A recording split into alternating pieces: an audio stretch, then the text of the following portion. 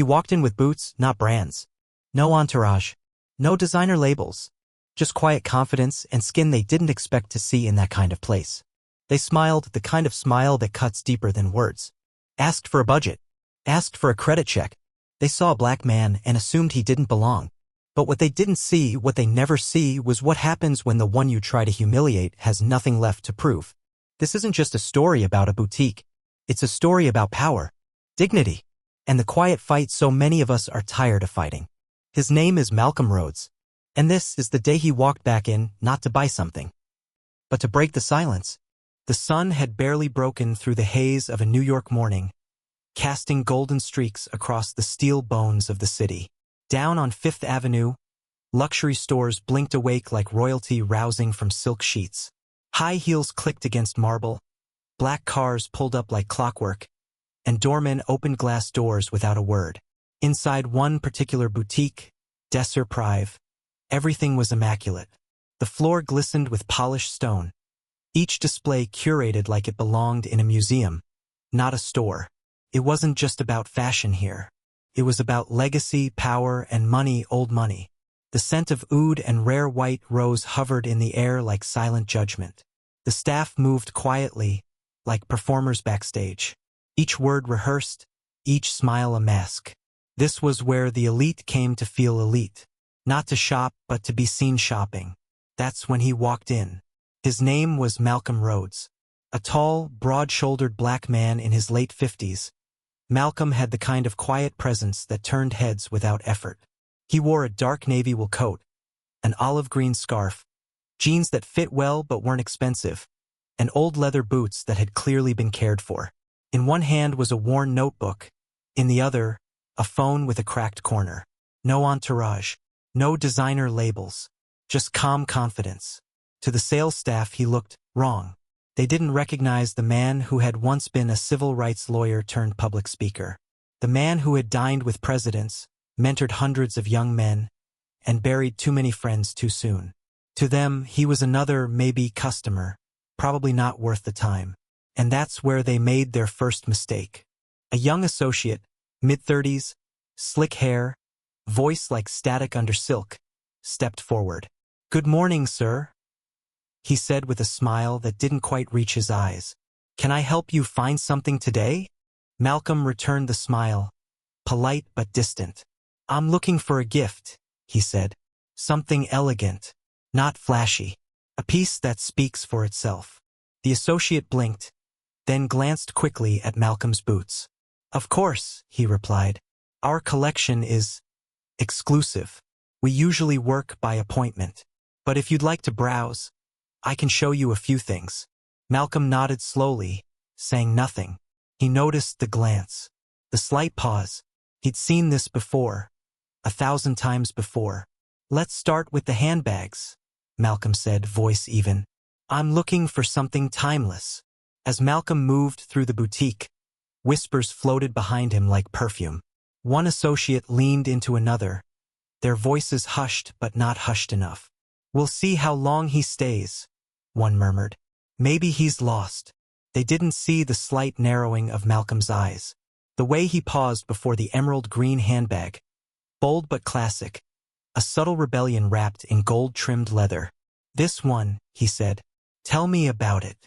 The associate hesitated. "Ah, yes, that's part of our limited archive collection. It's $72,000, he added with a carefully raised eyebrow. Malcolm didn't blink. And a silence hung in the air, thick as velvet. Another employee, a woman with red lips and clipped vowels, stepped in with a clipboard. "This piece is usually reserved for clients with standing relationships," she said smoothly. "Do you have an account with us, mister?" "No," Malcolm said simply. The clipboard woman smiled, the kind of smile you give when you're closing a door in someone's face. "Ah, well, unfortunately, we typically limit access to ensure brand integrity." Malcolm looked down at the bag, then back up. "So it's not for sale?" he asked, eyes steady. She hesitated. "It is, but not to me." And just like that, the temperature in the room dropped 10 degrees.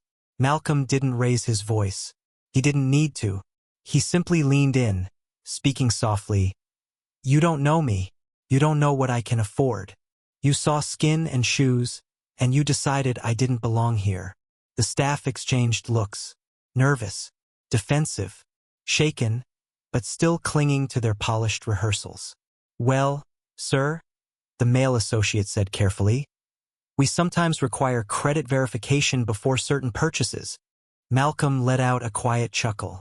A credit check, he repeated, shaking his head. Of course you do. He stared at them for a long moment, then took a breath. I'll be back, and next time I won't be alone. As Malcolm walked out, the door chimed softly behind him. Outside, the city breathed around him, unaware of the small storm brewing inside that boutique. He stood still for a moment, notebook in hand, phone to his ear. Camille, he said, it happened again. But I'm not walking away this time. A pause. Then a soft voice on the other end. Tell me what you need. Malcolm smiled faintly. I need light. A whole damn spotlight. And with that, the story really began. The next morning, a thick fog blanketed the city, softening the sharp edges of steel and glass. But Malcolm Rhodes moved through the mist with the clarity of a man on a mission. He wasn't coming back alone. Behind him, 2 camera crews followed silently, their lenses focused, their presence discreet but undeniable. Alongside him walked Camille Reyes, activist, journalist, and Malcolm's longtime ally. Her eyes were sharp, her stride even sharper. They didn't speak much on the way there. They didn't need to. The weight of what they were about to do filled the space between them. Outside the boutique, pedestrians paused, curious. A few recognized Malcolm. One man whispered, that's the guy from that speech, the one who shut down the city council last year. Yeah, that guy.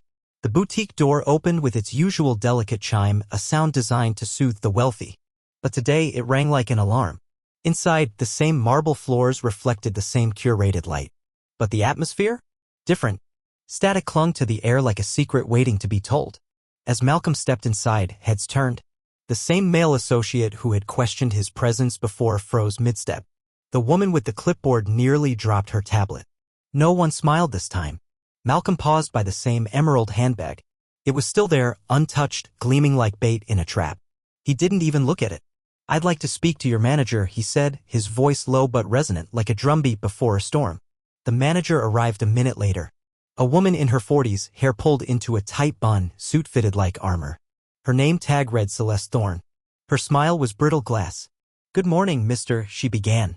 Malcolm Rhodes, he said. I was here yesterday. Recognition flickered in her eyes. Then calculation. How can I assist you today? She asked, too sweet. Malcolm gestured toward the cameras. We're here to talk about how you treat customers. Especially the ones who don't wear your version of wealth on their sleeves. Celeste's smile didn't budge, but her knuckles whitened on her clipboard. Camille stepped forward, speaking to the camera. Yesterday, Mr. Rhodes walked into the store, polite, composed, financially capable, and was dismissed because of how he looked. She turned to Celeste. Your staff made assumptions. Asked for a credit check.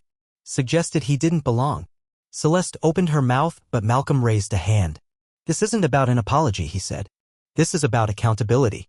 About the quiet, rehearsed discrimination that people like me face every damn day, dressed up in luxury, sprayed with expensive perfume, and served on a silver tray of fake smiles. A hush fell over the store. Even the mannequins seemed to be listening. One by one, the sales associates began backing away.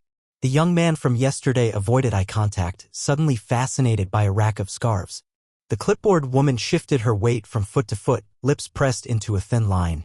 Celeste straightened her shoulders. We treat all customers with professionalism, she said flatly. Do you? Malcolm asked. He turned to the camera. Because I was judged on entry. Not for behavior. Not for attitude. For being a black man in boots, not Gucci. Someone near the counter audibly swallowed. The silence after was deafening. Outside, a crowd had begun to gather. Someone had started live streaming. Comments scrolled in real time across the feed. That store again? My cousin had the same experience there. Respect ain't luxury.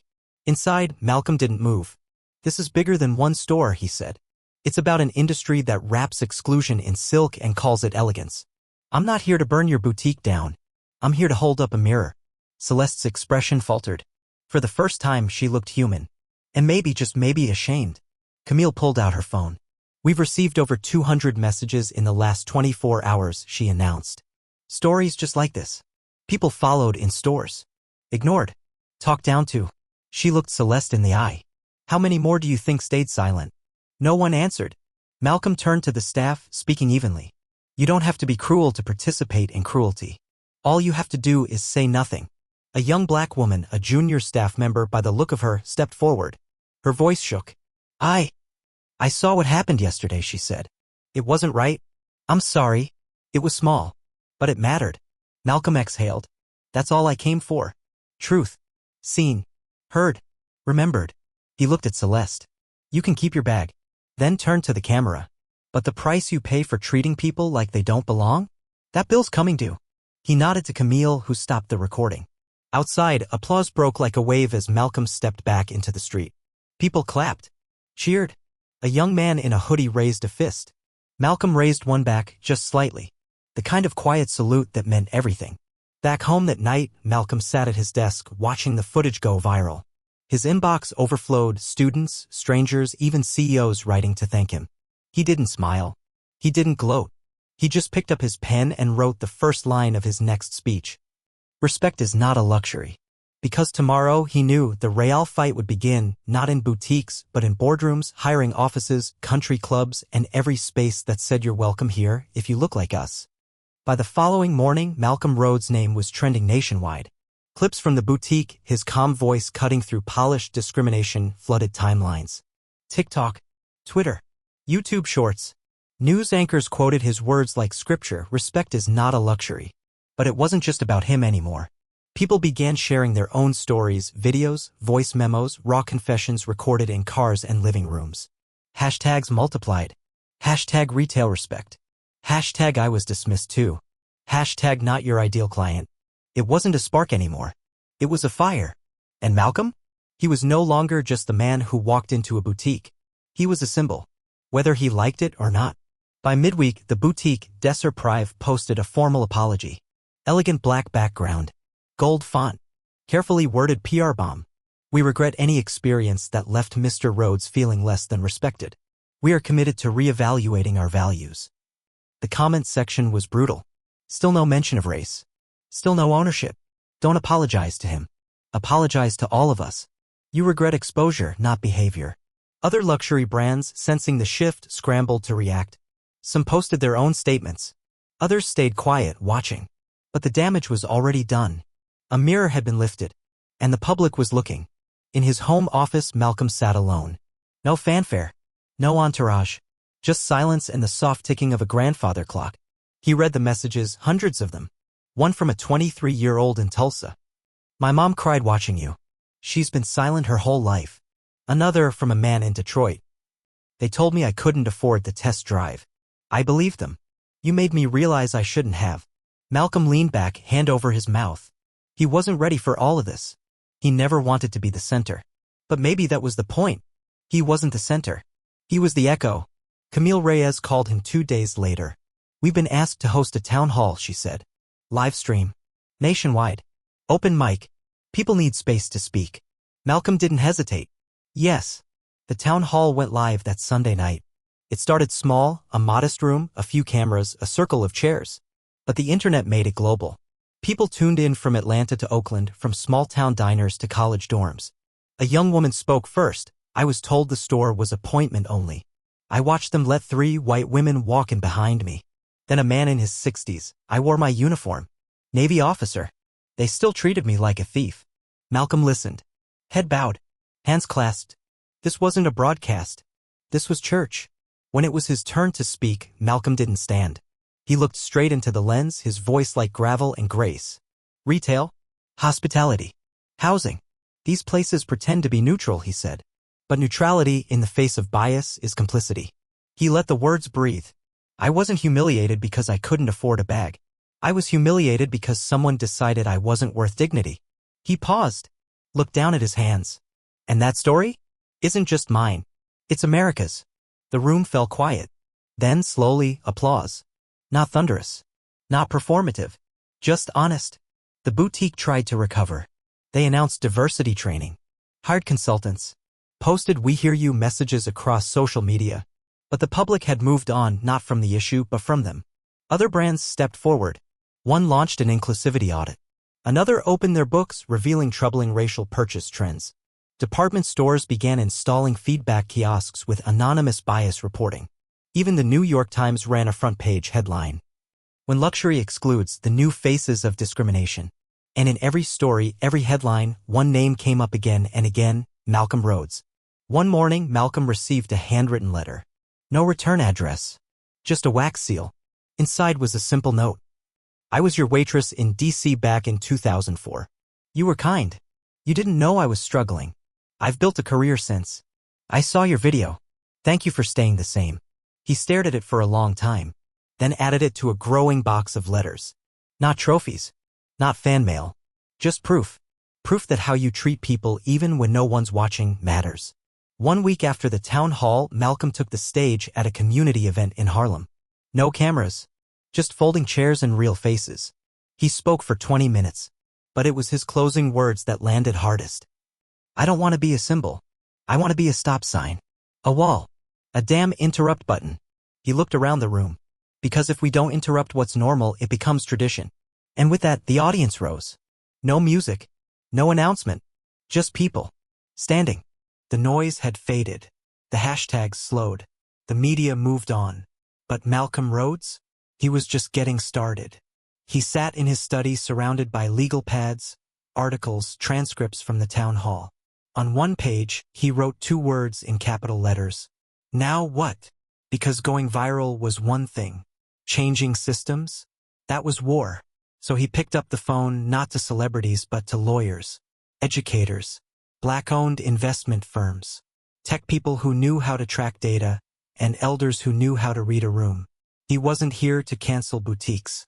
He was here to change the blueprint. 2 months later, a new nonprofit was born. The Third Door Project. Tagline: Equity where the front door is locked. Its mission was simple but radical. Audit discriminatory retail policies. Educate frontline staff. Protect consumers through digital reports. Empower communities to track and share experiences safely. Camille Reyes came on board as communications director. A former Google data scientist joined as CTO. A civil rights lawyer, once mentored by Malcolm, volunteered pro bono support. Within weeks, the Third Door had a functioning app, a hotline, and a legal resource library. Malcolm wasn't building a moment. He was building an institution. The first case came from Atlanta. A black teen turned away from a shoe store while his white classmate was welcomed. The store claimed policy. The project launched a community-backed inquiry. It got local press. The manager was removed. And the company introduced bias training, real training, not just slides and muffins. It wasn't sexy. It didn't trend. But it worked. In Portland, an Asian American couple used the app to report discriminatory pricing at a gallery. The project connected them with a legal team. The case settled quietly and fairly. It was working. Quietly, methodically, persistently. Like water against stone. But not all fights were external. Some within Malcolm's own circle wanted more fire, more spectacle. Go after big names, one advisor said. Take down a brand. Make it hurt. But Malcolm shook his head. This isn't about revenge, he said. It's about redefinition. They didn't always agree. Some left. That was fine. He wasn't here to entertain. He was here to end patterns, not just punish people. And if that meant going slow, so be it. 3 months in, Deserprive requested a meeting.